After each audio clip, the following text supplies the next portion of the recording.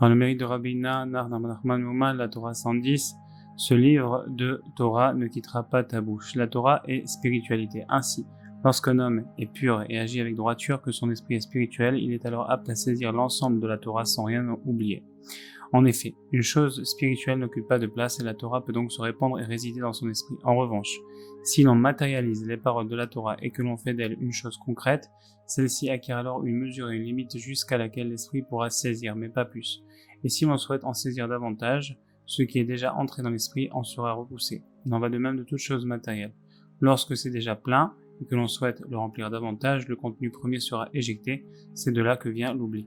C'est donc ce qu'il s'agit dans ce livre de la Torah, ne quittera Yamouche, on quittera Yamouche pas, au sens de mamashut, matérialisation, c'est-à-dire pour ne pas que ce Sefer Torah quitte ta bouche, pour ne pas que tu l'oublies, il ne faut pas que tu le matérialises. Comme l'indique le verset, et l'obscurité sera concrète, vayamesh. Obscurité, matérialisation, oubli, même concept. Autrement dit, prends garde à ce qu'il n'y ait aucune concrétisation ni matérialisation des paroles de la Torah. La concrétisation, l'application, certainement, il faut la chercher. Mais la matérialisation, le fait de la rendre plus gashmi et plus matérielle d'essayer de matérialiser les concepts spirituels, c'est pas bon. De ta bouche, c'est-à-dire à cause de ta bouche, de ce qui en sort, qui risque d'exprimer concrétisation et matérialisation. C'est la raison pour laquelle il y a certaines choses dans la Torah qu'on ne peut pas nécessairement expliquer, qu'il faut donner par allusion, ou parfois simplement avec le mouvement des mains, comme le fait le tzaddik, comme lui seul sait le faire parfaitement, parce qu'on ne peut pas tout expliquer pour ne pas matérialiser la Torah. Garde-toi donc de cela.